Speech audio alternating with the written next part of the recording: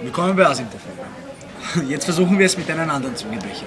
Er hat jetzt inzwischen etwas gegessen, vielleicht arbeitet seine Zunge und sein Verstand ein bisschen besser. Asim, trink lieber etwas. Sonst stolperst du noch über deine Zunge. Klitzekleine Katzen kotzen klitzekleine Kotze. Klitzekleine Kotze kotzen klitzekleine Katzen. Klitzekleine Katzen,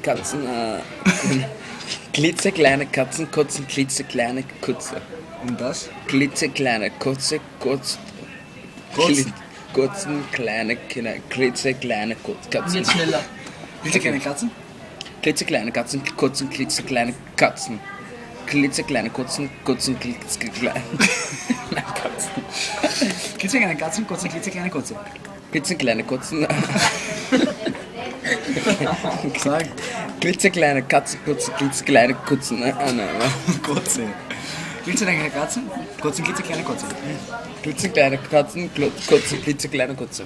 Ah, es ist logisch, okay. Klitzekleine Katzen kotzen klitzekleine Kutze. Kutze. Dann nächste, klitzekleine Kotze.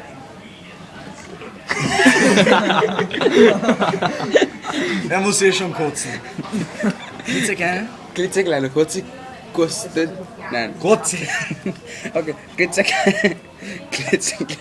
Okay, warte. Ich brauch Wasser. Er braucht Wasser, gib ihm Wasser.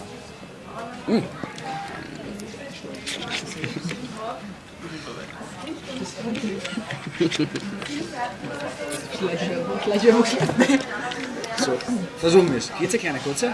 Klitzekleine Kutze kotzen klitzekleine Katzen. Ja, sehen. Er macht Fortschritte. Fortschritte. Was Besseres. Jetzt muss er nur noch lernen, Deutsch zu lesen. Okay. Er muss nur noch lernen, Deutsch zu lesen. Er sagt, er liest 30 Bücher. Zwar auf Arabisch, aber das ist schon mal ein Anfang. Danke, Wiedersehen, euer Asim.